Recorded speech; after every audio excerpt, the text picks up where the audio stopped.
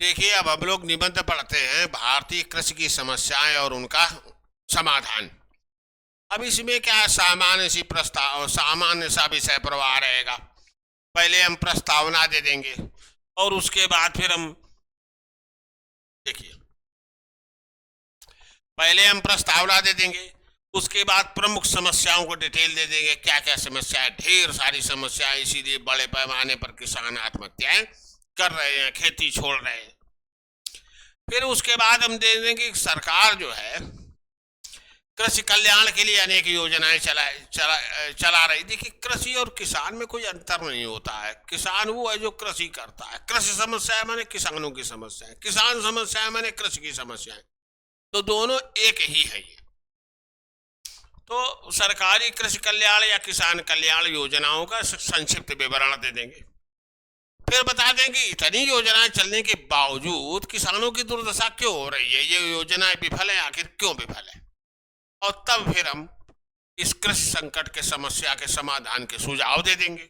सुझाव देने के बाद निष्कर्ष दे देंगे। तो यही स्थिति जो है बनेगी। इस तरह हो रहा है।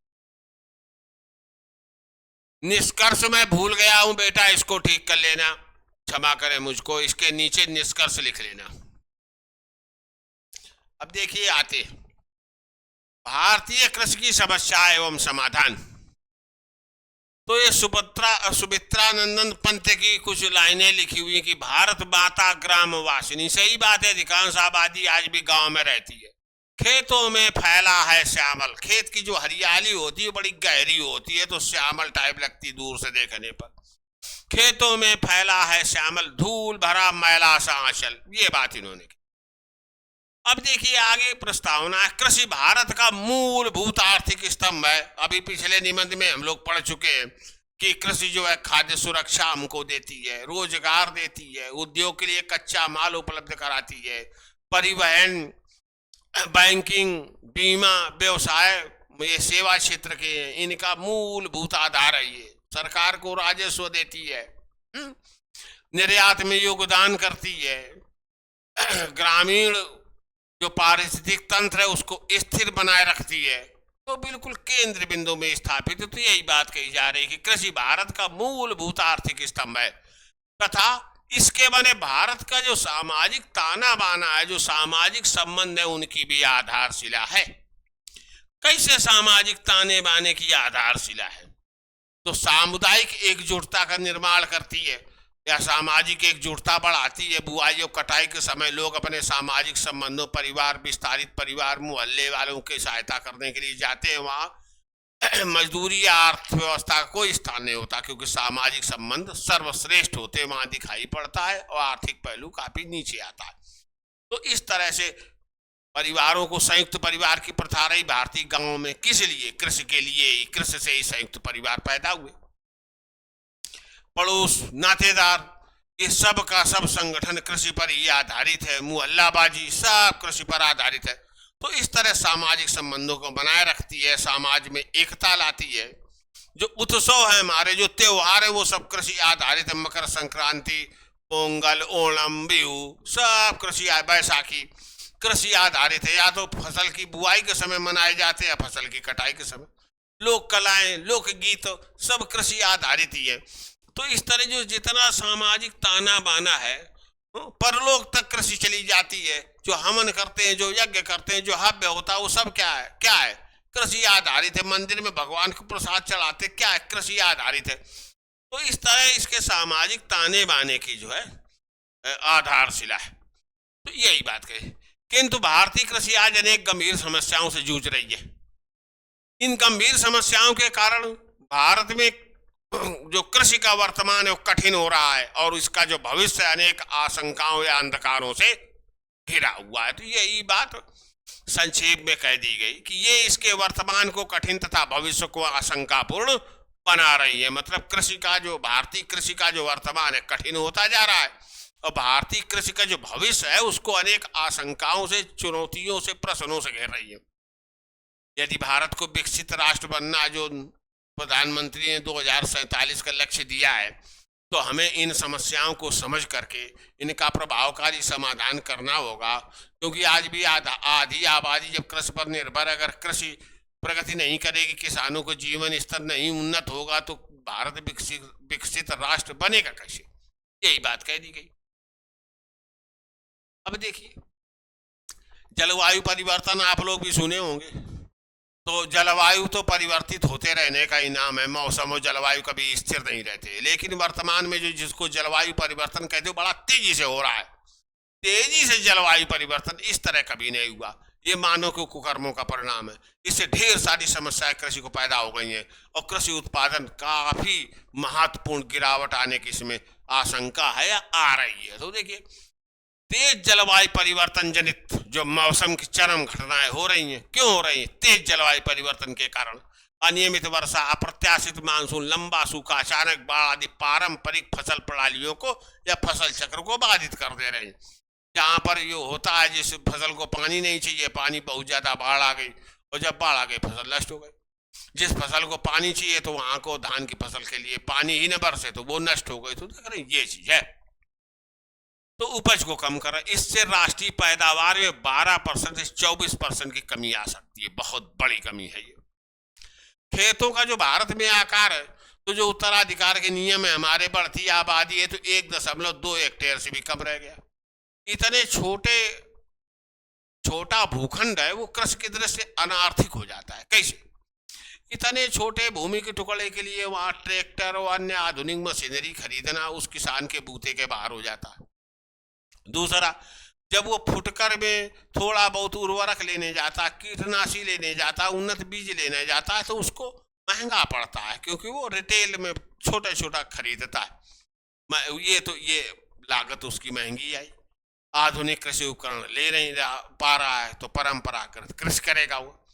उसके बाद जो थोड़ी बहुत पैदावार उसकी होती है, क्योंकि भूमि का टुकड़ा बहुत कम है, जो पैदावार होती दूर मंडी में ले जाने के लिए बड़ा खर्चा आएगा, तो औने पौने दाम पर वो यहीं बनिया को, गांव के बनिया को बेच देता है।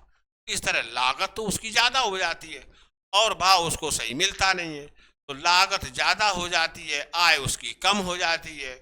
ऐसी स्थिति में उससे क्या आशा की जाए? तो बड़ी दिक्कत में ही वो आ जाता है। इसीलिए कहा जाता कि छोटा खेत अनार्थिक होता।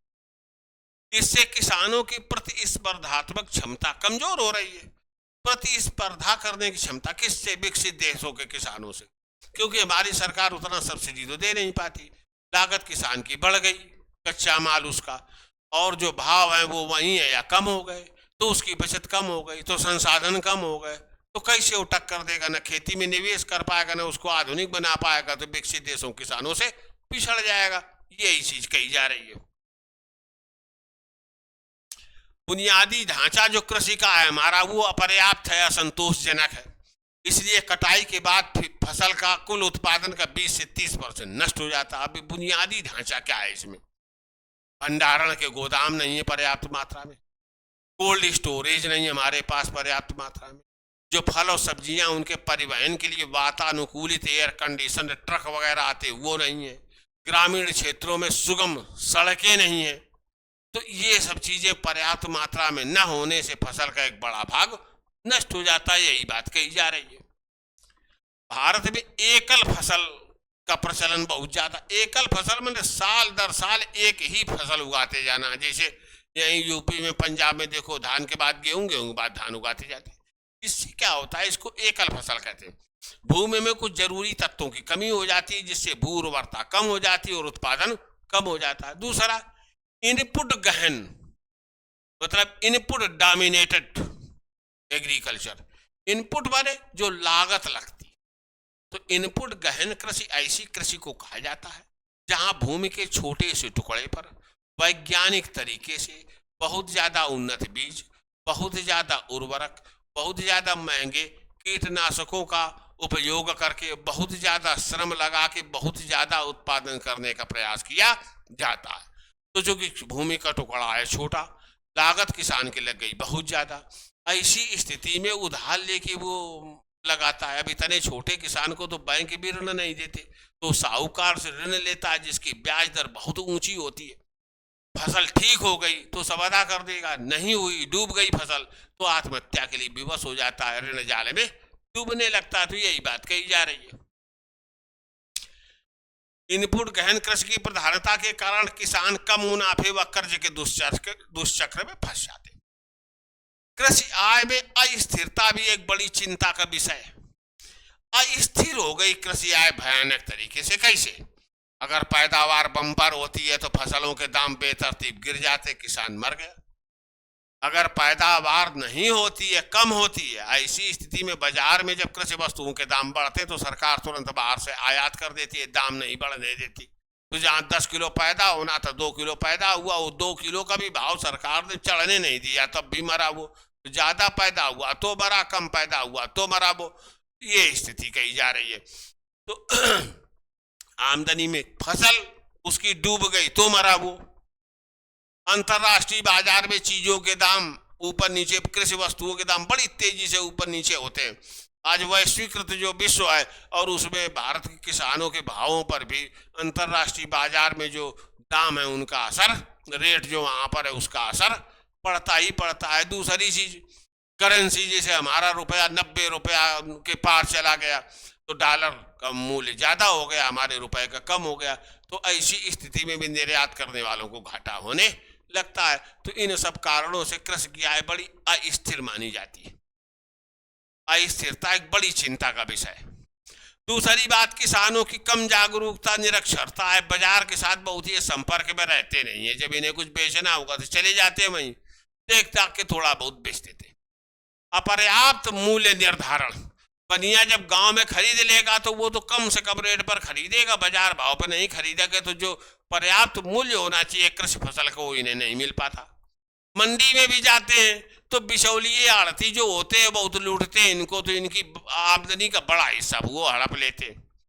डिजिटल और ई मार्केट प्लेटफार्म तो है, लेकिन उन प्लेटफार्मों को उपयोग करने का शऊर नहीं है इनको, तमीज नहीं इनको, जिसके कारण बड़ा सीमित किसान इन प्लेटफार्मों का उपयोग कर पाते हैं और इसके कारण सब व्यापक बाजार तक किसान की पहुंच प्रतिबंधित हो जाती है। अपर्याप्त मूल्य पर गांव में बेच देना, बाजार के बारे में जानकारी न रखना, बिचौलियों द्वारा आमदनी का मंडी में एक हिस्सा हड़प लेना, डिजिटल और ई मार्केट तक सीमित पहुंच, तो व्यापक जो वैश्विक बाजार है, राष्ट्रीय बाजार है, उस तक ये इन बाधाओं प्रतिबंधित करती, बने बाधा पैदा करती। तो किसान इन जो व्यापक बाजार तक पहुंचे वो कर ही नहीं पाता।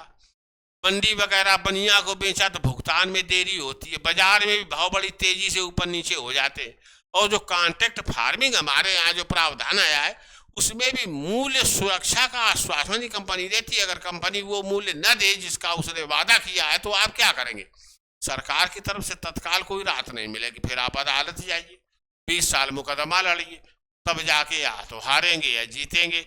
तो जिसके कारण कंपनियां भी अपनी बात से पलट जाती हैं। तो देखिए, अनुमन्य मूल्य की सुरक्षा का अभाव वित्तीय सुरक्षा को बढ़ाते हैं। भारतीय किसानों में अत्याधुनिक जो सटीक कृषि या प्रिसीजन फार्मिंग है उसका उपयोग 30% से भी कम किसान कर पाते हैं। अभी ये क्या है सटीक कृषि? तो इसमें क्या अत्याधुनिक वैज्ञानिक ज्ञान और तकनीक का उपयोग करके सही मात्रा में सही समय पर फसलों को जो है जो तत्व चाहिए उनको पहुंचाए जाते हैं, जिससे पैदावार बढ़ती है। तो इसमें खेत में सेंसर लगा दिए जाते हैं, मिट्टी की नमी वो मापते रहते हैं। जो खेत होते हैं उनमें जो पौधे हैं उनमें कौन तत्व ज्यादा है कौन तत्व कम है, इसको नापते रहते हैं। अब ये नाप जो कि यहाँ होती रही, ड्रिप इरिगेशन लगी हुई है वहां पर, जो जितना कम ज्यादा है उसी ड्रिप की टंकी में उतनी चीज डालकर पौधे को सीधे या पौधे के उस भाग को सीधे पहुंचा दिया जाता है। ड्रोन टेक्नोलॉजी है, उससे क्या होता है कीटों की निगरानी की जाती है, कीटनाशक वगैरह उर्वरक वगैरह का छिड़काव किया जाता है और इस तरह बम्पर पैदावार ली जाती है। लेकिन ये करने की जो क्षमता है और जो योग्यता है वो बहुत कम ही किसानों में है। अत्याधुनिक सटीक कृषि प्रौद्योगिकियों का उपयोग 30% से भी कम है। किसानों डिजिटल रूप से निरक्षर है, भाषा संबंधी बाधाएं और किसानों की न्यूनतम जागरूकता भी है, जिसके कारण जो भारतीय कृषि का क्षेत्र है अन्य देशों के कृषि के क्षेत्रों की तुलना में पिछड़ता चला जा रहा है। इस बात की आशंका पैदा हो गई है। अब देखिए, भारतीय कृषि नीति आज भी जटिल प्रक्रिया बनी हुई है। आज भी भारत सरकार को खुद दिशा नहीं मिल रही, तो किसान को क्या दिशा देगी? और इसीलिए किसान भी भ्रमित है और सरकार को कुछ सूझ नहीं रहा, वो दो गले व्यवहार पर उतारू रहती है। एक तरफ जो सरकार और किसानों को एमएसपी देती है, दूसरी तरफ चीजों के, किसानों की फसलों के दाम बाजार में बढ़े तो तुरंत आयात कर देती है, बढ़ने नहीं देती। तो यहाँ सरकार का लक्ष्य क्या है कि किसान को उचित मूल्य मिले और उपभोक्ता को सस्ती कीमतों पर कृषि वस्तुएं मिले। अब ऐसी कौन कीमत है जो किसान को अच्छी लगे, उपभोक्ता को सस्ती लगे? इसका निर्धारण आज तक 1947 से आज तक हो नहीं पाया है। ऐसी स्थिति में देखिए, और देखिए आप 23 फसलों का न्यूनतम समर्थन मूल्य घोषित करती सरकार, खरीदती केवल 2 फसल है, तो घोषित करने से थोड़े भाव आ रहे हैं, खरीदने से होंगे। लेकिन ना, वो ना तो घोषित करना बंद कर रही है, ना वो खरीद रही है। तो सरकार बड़ी किसान बड़ी दिशाहीनता की स्थिति में आ जाते हैं कि सरकार ये क्या कर रही है। इसी तरह इतना टोकरा योजनाएं केंद्र सरकार शुरू की है, 6 टोकरा राज्य सरकारें शुरू की है। हर योजना के लिए अलग अलग दस्तावेज चाहिए। किसान इन योजनाओं के जंजाल में उलझ के रह गया, उसको खुद नहीं पता कि कौन सी योजना वास्तव में लाभकारी है, तो कहाँ जाके वो दस्तावेज उसमें जमा करे, बाकी के चक्कर में ना पड़े। तो ये चीजें भी किसानों की दुर्दशा के लिए उत्तरदायी हैं। तो देखिए, भारतीय कृषि नीति आज भी जटिल प्रक्रिया बनी हुई है, किसान भ्रमित है, और किसान जो सहकारी समितियां हैं उनको इन संस्थाओं को मजबूत करने के लिए कोई ढांचा तंत्र नहीं खड़ा किया गया कि अभाव है, जिससे छोटे किसान अपना समूह बनाकर, उत्पादक संगठन बना करके थोक में उर्वरक, बीज वगैरह खरीद सके और थोक में चीजों को अपनी फसल बेच सके, तो उससे उनको ज्यादा लाभ होता है। ऋण जाल छोटे और मझोले किसानों का बढ़ रहा है, ये अधिकतर आत्महत्या करते। तो बढ़ता हुआ ऋण जाल किसानों के लिए विकट समस्या है, या बढ़ती कृषि लागतों और कम होते मुनाफे का परिणाम है। इसके कारण किसान आत्महत्याएं बढ़ रही हैं। नागार्जुन जी ने जो है इनका जो है चित्रण किया कि कई दिनों तक चूल्हा रोया, चक्की रही उदास, कई दिनों तक कानी कुतिया सोई उनके पास। तो आत्महत्या के पहले यह स्थिति। अनेक राज्यों में जो कृषि अवशेष है, मुख्यतः धान की फसल के अवशेष, उनको पराली जलाई जाती है। दिल्ली से लेकर बड़ा हिस्सा उत्तर भारत का डूब जाता है धुएं में, दम घुटने लगता है। तो ग्लोबल वार्मिंग इससे बढ़ती, पर्यावरण प्रदूषण बढ़ती है, स्वास्थ्य गंभीर समस्याएं पैदा हो जाती हैं। ये भी एक कृषि समस्या है। आज भी भारतीय कृषि का एक बड़ा भाग वर्षा, आज भी 50% भूमि सिंचाई की इतनी सुविधाएं करने के बाद भी 50% जो है कृषि भूमि जो भारत की है, वो आज भी वर्षा पर आधारित है। आज भी वो मानसून के हाथ का जुआ ही बनी हुई है। उन्नत बीजों की भी कमी है। रासायनिक उर्वरकों तथा कीटनाशकों के अत्यधिक प्रयोग से भू उर्वरता में कमी आई है। कीटनाशक बहुत ज्यादा आप डालेंगे, उर्वरक बहुत डालेंगे, और भूमि का जो जल स्तर है, भूमिगत जल स्तर, वो बड़ा नीचे जा रहा है। वो भी बड़ी विकट समस्या पैदा हो रही है। नेक्स्ट बात है, भारतीय कृषि एवं किसानों के कल्याण के लिए सरकारें अनेक योजनाएं संचालित कर रही हैं। भारत सरकार की कुछ गिना पीएम किसान सम्मान निधि योजना, 2-2 हजार रुपया 3 किस्तों में मिलते 6,000 रुपया, यही योजना है। प्रधानमंत्री फसल बीमा योजना ये चलाई जा रहा है। इसमें प्रीमियम जो अदा करना होता है, आधा सरकार देती है, आधा किसान को देना होता है। लेकिन वास्तव में मुआवजा किसको मिलता है? ना के बराबर। बाकी तो कि सरकार और किसान लुट रहे हैं। प्रधानमंत्री कृषि सिंचाई योजना ये घोषणा करती है हर खेत को पानी, पर ड्रॉप मोर क्रॉप, जल संरक्षण, ये सब इसके अंतर्गत चलते। प्रधानमंत्री धन धान्य योजना ये अभी 1 जनवरी 2026 से शुरू हुई है। तो इसका उद्देश्य है कि कृषि में पिछड़े जो भारत के जिले हैं, वहां पर कृषि को बेहतर करके किसानों की आय को बढ़ाना, ये इसका उद्देश्य है। इसी तरह से देखिए, उत्तर प्रदेश सरकार किसानों को कृषि संबंधी तकनीकी शिक्षा कौशल प्रदान करने के लिए किसान पाठशाला कार्यक्रम शुरू किया है यूपी सरकार ने। मुख्यमंत्री कृषक दुर्घटना कल्याण योजना, किसान अगर खेती करते समय दुर्घटना उसके साथ हो जाती, विकलांग या मृत्यु हो जाती है, तो ये बीमा, ये एक मुफ्त राशि किसान के परिवार को दी जाती है। नंद बाबा दुग्ध मिशन चलाया जा रहा है ताकि यूपी में दुग्ध उत्पादन को बढ़ाया जा सके। यूपी मोटा अनाज पुनरुद्धार कार्यक्रम तो ये चल रहा है जोर शोर से, आप सुने होंगे, मोटे अनाजों तक सीमित है ये। निःशुल्क बोरिंग योजना आदि चला रहे। अब कुछ योजनाएं जो केंद्र और राज्य सरकारें संयुक्त रूप से चला रहे हैं। देखिए, केंद्र और राज्य सरकार संयुक्त रूप से डिजिटल एग्रीकल्चर मिशन चला रही है, जिसमें जो भू दस्तावेज, भू अभिलेख, उनका डिजिटलीकरण शामिल है। सॉइल जो प्रोफाइल है, मतलब प्रोफाइल का मतलब जमीन को आप ऐसे काटिए जितनी परतें हैं ऊपरी जब धरती की, तो उसको प्रोफाइल कहते हैं। तो वो सॉइल प्रोफाइलिंग की जाती है ताकि इस मृदा में कौन कौन सी फसलें बेहतर उगेगी, किन मिनरल्स की कमी है, किन की अधिकता है। इसी तरह से सरकार जो है डिजिटल रूप से मैपिंग करके किसानों को सुझाव देती है कि यहाँ ये फसल उगाइए। तो ये बात कही जा रही है। प्राकृतिक खेती को प्रोत्साहन दिया जाए। प्राकृतिक खेती का क्या मतलब है? वहीं खेत में गए, अपना वहीं डंडा से गड्ढा बना के बीज कर दिए, कोई खाद नहीं पड़ती, कुछ नहीं पड़ती, अपना जैविक तरीके से कीटनाशक वगैरह अपना इंतजाम किए जाते हैं और जो फसल पैदा होती है उसको सब काट लेते हैं। उसी को प्राकृतिक खेती कहा जाता है कि प्रकृति को डिस्टर्ब न किया जाए। उत्पादक, जो किसान उत्पादक संगठन है, उनको एक उत्पादक संगठन में 300 छोटे किसान आ जाते हैं। एक सीईओ और अकाउंटेंट एक सरकार नियुक्त कर देती है। फिर इन किसान उत्पादक संगठनों को सरकार जो है पूंजी देती है, क्रेडिट देती है, अन्य प्रोत्साहन प्रदान करती है। घरेलू बाजार में बेचने के लिए उन्हें अच्छा भाव मिले, इसका प्रयास करती है और निर्यात में उनको बढ़ावा देती है, प्रोत्साहित करती है। तो ये चीज है। इन योजनाओं का मूल उद्देश्य बीज से व्यापार तक किसान को सुरक्षा प्रदान करना है।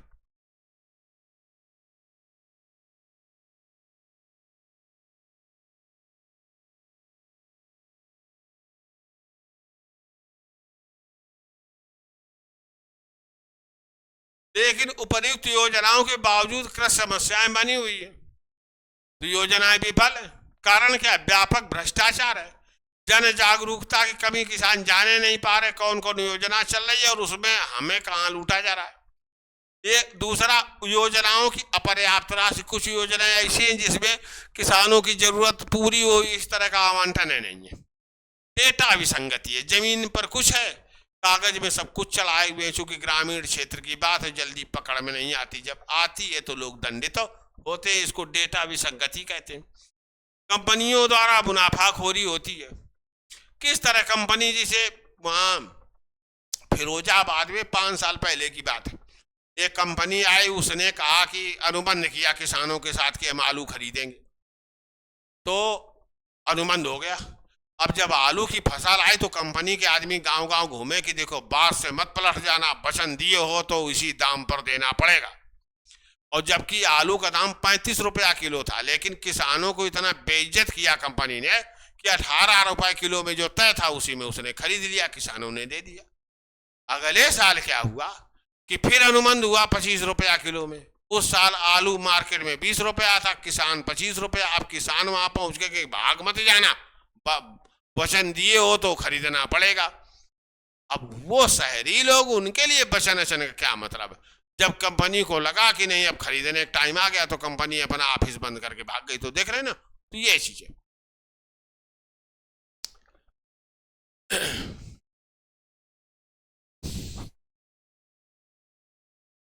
हाँ, एक चीज और थी जो मैं भूला।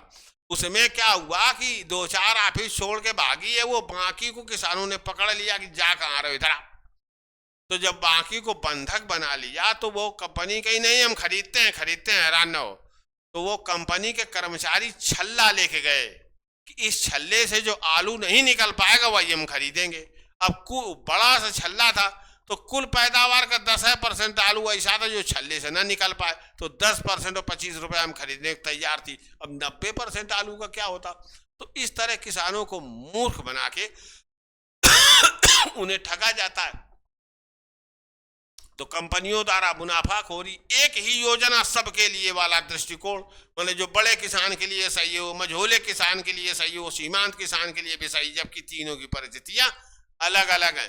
तो बड़े किसान योजनाओं का ज्यादा लाभ ले लेते हैं, जो मध्यम और सीमांत किसान है उसी में पिछड़ जाते हैं, जिनको सरकार की सहायता की सबसे अधिक आवश्यकता है। तो ये चीज हो रही है। विस्तार सेवाओं की कमियां। विस्तार सेवाएं वे सेवाएं जो प्रयोगशाला में वैज्ञानिक ज्ञान अनुसंधान कृषि से संबंधित पैदा होता है, उसको वो खेतों तक पहुंचाने वाली जो सेवाएं, उनको विस्तार सेवाएं कहा जाता है। एक तो प्रयोगशाला की जो वैज्ञानिक हैं वो किसानों को प्रशिक्षण देके इस ज्ञान और अनुसंधान का विस्तार करते हैं। दूसरा, रेडियो, टेलीविजन, ऐप वगैरह बनवा के सरकार इस ज्ञान का प्रचार प्रसार करती है। तीसरा, किसान मेलों के आयोजन के द्वारा इसका प्रचार प्रसार किया जाता है। लेकिन प्रचार प्रसार के तीनों तरीके अत्यंत क्षीण दुर्बल हैं भारत में, इसलिए जो नया वैज्ञानिक ज्ञान कृषि से संबंधित है किसानों तक पहुंच नहीं पाता, और जिससे कि उसको अपना नहीं पाते और घाटे में रहते हैं। उनकी कमियां आदि हैं। इस संबंध में निम्न सुझाव सार्थक हो सकते हैं, माने उपयोगी हो सकते हैं, फलदायी हो सकते हैं। क्या क्या? सटीक कृषि के लिए किसानों को प्रोत्साहित किया जाए, इसकी उनको ट्रेनिंग दी जाए और सहायता भी दी जाए कि उसके जो महंगे उपकरण है सरकार उस पर बड़ी सब्सिडी दे।